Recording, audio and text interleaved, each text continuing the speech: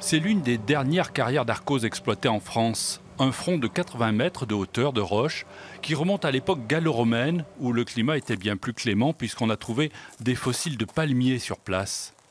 Il y avait un grand lac dans lequel venait se sédimenter du sable qui était issu lui-même de l'érosion d'une ancienne chaîne qu'on appelait la chaîne hercynienne, qu'il est convenu maintenant d'appeler la chaîne varisque. Et ce sable s'accumulait au fond de ce lac, se sédimentait grâce à de la silice sous un climat beaucoup plus chaud que celui que nous connaissons à l'heure actuelle, c'est-à-dire un climat subtropical à méditerranéen. Aujourd'hui, 2 entreprises artisanales poursuivent l'exploitation de l'arcose. La pierre est ramenée à l'atelier où elle est découpée au fil et à la débiteuse avant d'être travaillée à l'ancienne avec le marteau et le burin. Elle est utilisée en maçonnerie pour des linteaux et des jambages ou en marbrerie notamment. Amoureux de sa pierre, ce tailleur est aussi artiste à ses moments perdus.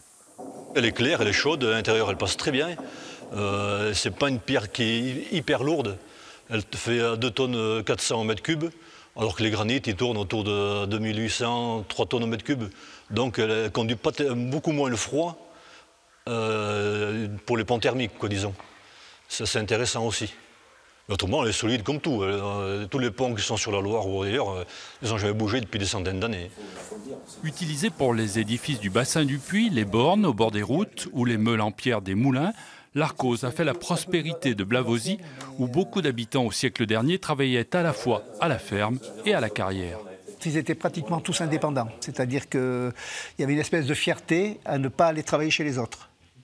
Il fallait avoir sa propre activité. Si on n'était pas capable d'avoir sa propre activité, on n'était, entre guillemets, pas un homme, quoi. Aujourd'hui, cette pierre de Blavozy est une pierre rare et recherchée. Voilà pourquoi on la retrouve par exemple jusqu'en Catalogne où l'on s'en sert pour restaurer la fameuse Sagrada Familia à Barcelone.